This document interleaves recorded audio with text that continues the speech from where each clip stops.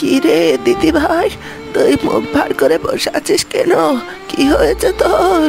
তোর কি মন খারাপ নাকি? বল আমাকে, কথা বলছিস না কেন দিদি ভাই? কি আর হবে দাদিমা, তুমি বলো তো, আমি কি ইচ্ছে করে এরকম কালো হয়েছে? ওপরওয়ালা তো আমাকে এরকম কালো করেছে, তাতে আমার কি দোষ বলো তো? বুঝেছি, তোকে আজকে কেউ আবার গাল মন্দ করেছে, তাই না? দিদি ভাই, তোকে তো আমি কতবার বলেছি কারো কোথায় কান দিয়ে মন খারাপ করবি নে, যে যা বলার বলুক। তুই কার কাছে কেমন তা আমি জানি না, কিন্তু তুই আমার কাছে পরের মতন সুন্দরী। কারণ তোর মনটা যে অনেক ভালো রে দিদি ভাই, যার মন ভালো সে কিন্তু প্রকৃতি সুন্দর। তুমি যাই বলো না কেন, কেউ আমার মন দেখে না, সবাই তো আমার কালো রংটাই দেখে। সবাই আমাকে কত কথা শোনায়, আমার আর এসব কথা শুনতে একদম ভালো লাগে না। দাদিমা, এই বনে সবাই আমাকে কালো করছে বলে কথা শোনায়। হয়েছে হয়েছে, আর মন খারাপ করিস নে। এখন চল তো, তাড়াতাড়ি ঘরে চল। আমাকে দুটো খেতে দেবো তো, আজ তুই কি রান্না করেছিস? এভাবে তুই ঠাকুমা নাতনির দিন খুব ভালোই কাটছিল। ও, বড্ড জল চেষ্টা পেয়েছে, পিপাসায় যে গলাটা একবারে শুকিয়ে কাঠ হয়ে গেছে। একে তো গ্রীষ্মকাল, তার উপর আবার ভর দুপুর বেলা। এই দুপুর বেলাতে বাইরে বের হওয়া খুব মুশকিল, কিন্তু এখন জল কোথায় পাই? আশেপাশে কোথাও তো জল চোখেই পড়ছে না। জল না খেলে তো আমি চলতেও পারছি না। কাকুলি কাক এসব কথা যখন বলছিল, ঠিক তখনই সেই দিক দিয়ে টুকি জলের কলস নিয়ে যাচ্ছিল।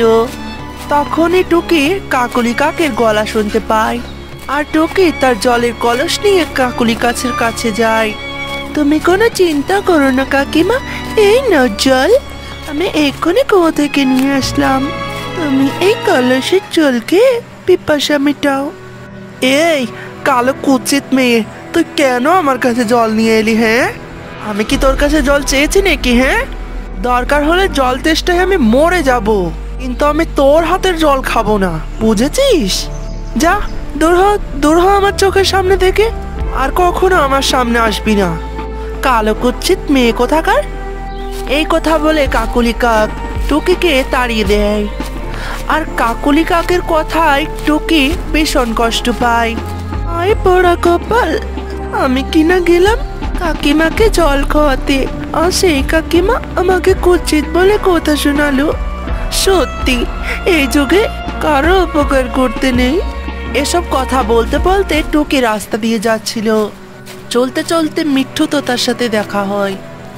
আরে টুকি, তুই সবসময় আমার সামনে চলে আসিস কেন? হ্যাঁ, আমি কত ভালো কাজে যাচ্ছিলাম, আর পথেই তোর মুখটা দেখতে হলো আমাকে। তোর মুখ দেখে ওই ভালো কাজে গেলে তো সেই কাজ আর ভালো কাজ হবে না রে। তোর মতো কালো কুচিত মেয়ের চেহারাটা যে একেবারে অশুভ। যত সব, না জানি আজ কি আছে আমার কপালে। এসব কথা বলে মিঠু তো তা সেখান থেকে চলে যায়। যা বাবা, আমি আবার এমন কি করলাম? আমি কি আমার কাজে একটু বাইরেও বেরোতে পারবো না? আমার এসব আর ভালো লাগে না। হ্যাঁ আল্লাহ, তুমি আমাকে তুলে নাও। আমার আর ভালো লাগে না এইভাবে বেঁচে থাকতে। এসব কথা বলে টুকি কাঁদতে কাঁদতে বাড়িতে ফিরে যায়। তো এসেছিস দিদি ভাই, ভালোই হলো, আমি তো তোর জন্য অপেক্ষা করছি। আসলে পাশের জঙ্গলের বান্টি কবুতর আর সুখী পায়রা তোকে দেখতে এসেছে। তাড়াতাড়ি তৈরি হয়ে আয় দিদি ভাই। দাদিমা, তুমি আবার আমার বিয়ের কথা বলছো? তুমি জানো না দাদিমা, আমার এই কচির চেহারা যে কেউ পছন্দ করে না। কেউ কি আমাকে পছন্দ করবে? তুমি কেন বুঝতে পারছো না দাদিমা? বলো, পাত্রপক্ষ আমাকে পছন্দ করবে না দাদিমা? তুই বেশি কথা না বলে তৈরি হয়ে নে তো। আর তোকে কে বলেছে তোকে কেউ পছন্দ করবে না? আমার দিদি ভাইয়ের মতন একটা লক্ষ্মী মেয়েকে ওরা আর কোথাও পাবে নাকি? এসব বলে টুকির দাদি টুকিকে নিয়ে পাত্রপক্ষের সামনে যায়। এটা কে মাসিমা? এই কালো কুৎসিত মেয়েটাকে আপনার নাতনি নাকি? আপনার নাতনি দেখতে এত কুৎসিত, সে কথা তো আপনি আগে বলেননি। তাহলে আমরা অযথা এখানে আর আমরা সময় নষ্ট করতে আসতাম না। আর যাই হোক, এরকম কালো কুৎসিত একটা মেয়েকে আমি কিছুতেই আমার ছেলের বউ বানাতে পারবো না। এমন কালো কুৎসিত মেয়ে আমার সংসারে গেলে তো আমার সংসারে আগুন লেগে যাবে। বাবা বান্টি, এখান থেকে চল রে বাবা, এখানে আর এক মুহূর্ত দেরি করলে চলবে না। চল, আমি তোকে সুন্দর একটা পাত্রীর সাথে বিয়ে দেবো রে। এরপর সুখী পায়রা ও বান্টি কবিতর সেখান থেকে চলে যায়। সত্যি আজ আমার সব বিশ্বাস ভেঙে গেল। আমি বুঝি না আল্লাহ তাআলা তোকে এত কালো আর কুৎসিত কেন বানিয়েছে। না তোকে কেউ জঙ্গলের পছন্দ করে, না তোকে কেউ সহ্য করতে পারে। তোকে কি আমি সারা জীবন আমার কাছে রেখে দেবো নাকি? হ্যাঁ, কেউ তো তোকে পছন্দ করে না। এখন আমি তোকে বিয়ে দেবো কি করে? তোর বাবা মা তো মরে গিয়ে বেঁচে গিয়েছে। এখন যত জ্বালা সব আমার।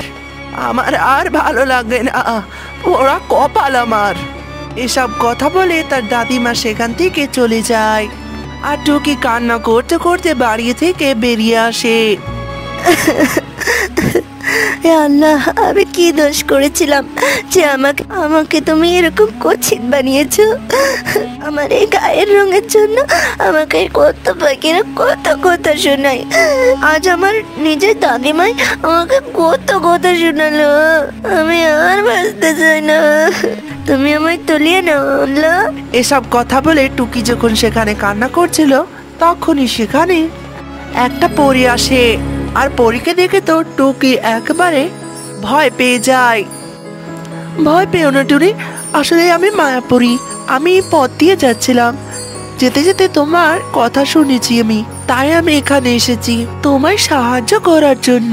তুমি চলো আমার সাথে, আমি তোমার সব সমস্যার সমাধান করব। এরপর টুকি মায়াপুরীর সাথে যায়। মায়াপুরী টুকিকে নিয়ে একটি ক্রিমের জমিতে যায়। সেই জমি দেখে টুকি অনেক অবাক হয়ে যায়, কারণ সেই জমিতে ভীষণ ফেয়ার লাভলির গাছ ছিল, আর প্রত্যেকটা গাছে ফেয়ার লাভলি ধরেছিল। ও মা, এতগুলো ফেয়ার লাভলি গাছ, আরে এতগুলো ফেয়ার লাভলি ধরেছে। তুমি এখানে ফেয়ার লাভলি চাষ করেছো পরি? আসলে এটা আমার ক্রিমের জমি। এখানে আমি অনেক ক্রিম চাষ করেছি, আর আজ থেকে এই ক্রিমের জমিটা হলো তোমার। তোমার যত ইচ্ছে তত এখান থেকে ক্রিম নিয়ে যেতে পারবে। আর এই ক্রিম তোমার মুখে দিলে তোমার এই কুচির চেহারা অনেক সুন্দর হয়ে যাবে, জানো? তুমি সত্যি বলছো পরি? ভালোই হলো, আমি এবার এই ক্রিম দিয়ে অনেক সুন্দর হব। এরপর টুকি সেই জমি থেকে একটি ফেয়ার লাভলি ক্রিম নেয়, আর সেই ক্রিম নিয়ে টুকি তার বাড়িতে চলে যায়।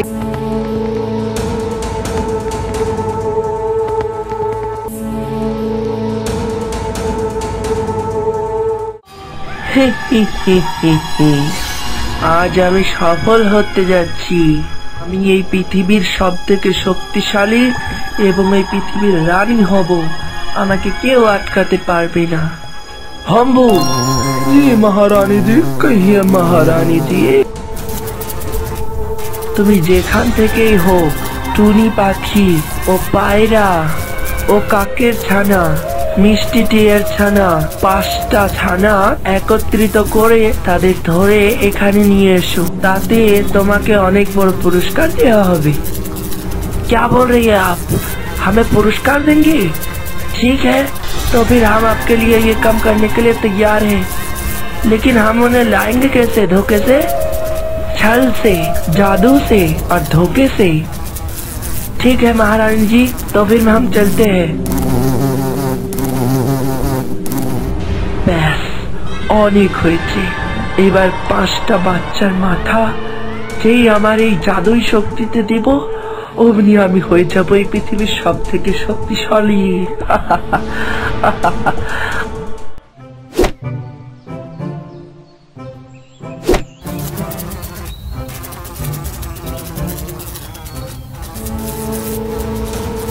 अरे वाह, यहाँ पर तो 3 बच्चे खेल रहे हैं। चलो अब अपना नाटक शुरू करते हैं। এই এই ওই দেখো, ওই ঝোপের আড়ালে না কিছু একটা পড়লো। চলো দেখে আসি তো।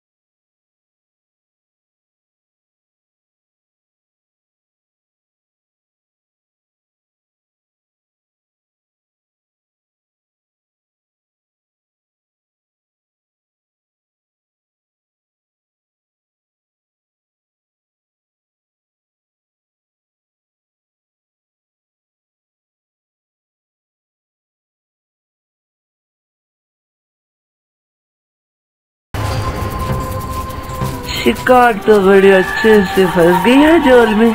हाँ, कितने भक्कड़ है ये लोग जो चॉकलेट खाने के लिए मेरे साथ आ रहे हैं। इन्हें पता भी नहीं कि ये मर जाएंगे।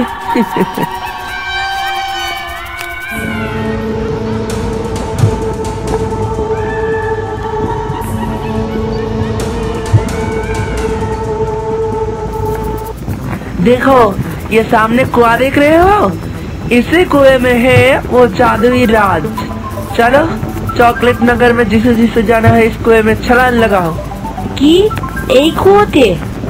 बाबा हमारे जो किचू हो जाए। तुम लोग मुझ पर यकीन नहीं करते? मैं भी जादुई हूँ और एक कुआं भी जादुई है। कूदते तो देखो। अगर यकीन नहीं होती तो मैं पहले कूदती हूँ, देखो। तुम लोग आ जाना लेकिन मेरे पीछे पीछे, ठीक है? ঠিক আছে, আমরা যাবো।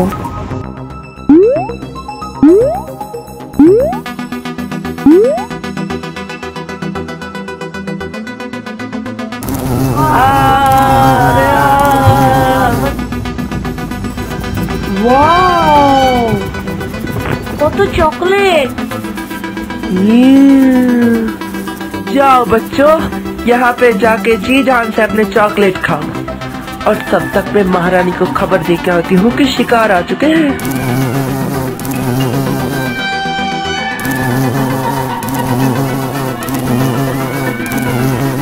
वाह, চকলেটের গাছ! কি সুন্দর সুন্দর চকলেট ধরেছে।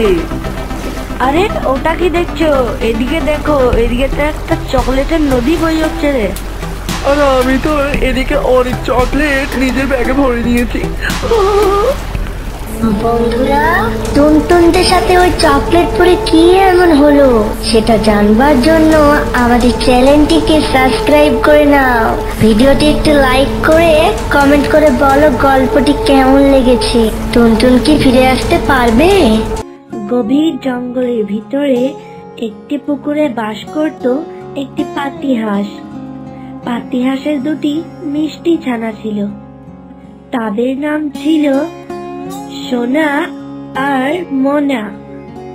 তাদের মধ্যে সোনা একটু বদমেজাজের ছিল। ওই জঙ্গলে একটি লোভী শিয়াল থাকত। লোভী শিয়াল একদিন ওই পুকুর ধার দিয়ে যাচ্ছিল। তখন লোভী শিয়াল বলে, কতদিন হলো কোনো খাবার পাইনি, খিদের জন্য প্রাণটা বেরিয়ে যাচ্ছে। এই বলতে বলতে শিয়াল চলে যাচ্ছিল।